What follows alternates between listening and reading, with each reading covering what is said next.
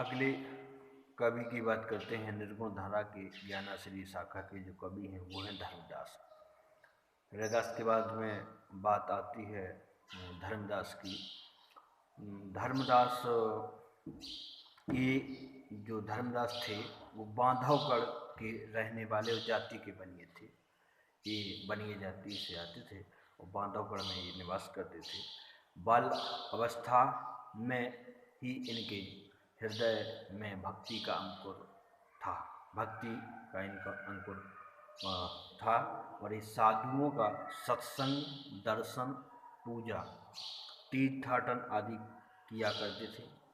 और मथुरा से लौटते समय कबीरदास के साथ इनका साक्षात्कार हुआ और उन दिनों संत समाज में कबीर की पूरी प्रसिद्धि हो चुकी थी। कबीरदास जी बहुत प्रसिद्ध उस समय हो चुके थे और कबीर के मुख से मूर्ति पूजा, तीर्थाटन, देवार्चन आदि का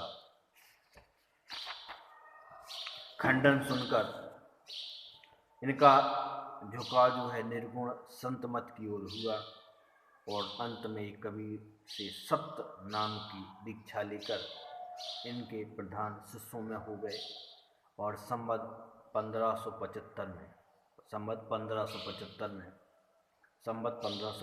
में कबीरदास के परलोकवास पर उनकी गद्दी इन्हीं को मिली। कबीरदास जी के बाद में गद्दी इन्हीं को धर्मदास को मिली थी।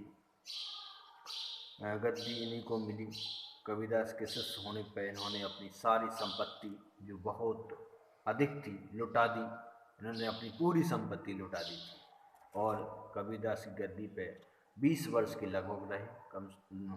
धर्मदास जो थे कबीरदास जी की गद्दी पे 20 वर्ष तक रहे और अत्यंत वृद्ध होकर इन्होंने शरीर को छोड़ा। जब ये वृद्ध हो गए थे तो इन्होंने अपने शरीर को क्या कर दिया था, छोड़ दिया था।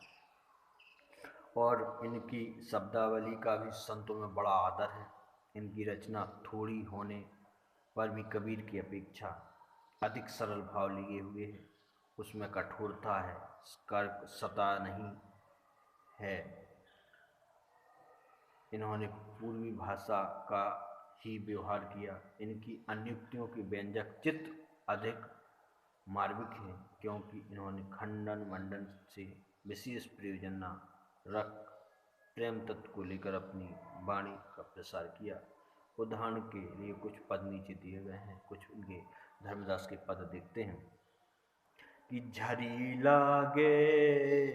लागई मलिया गगन गहराए, खन गरजई खन बिजली चमकई, लहरी उठई शोभा बरनी न जाए, सुन महल से अमृत बरसई, प्रेम आनंद है साधु नहाए,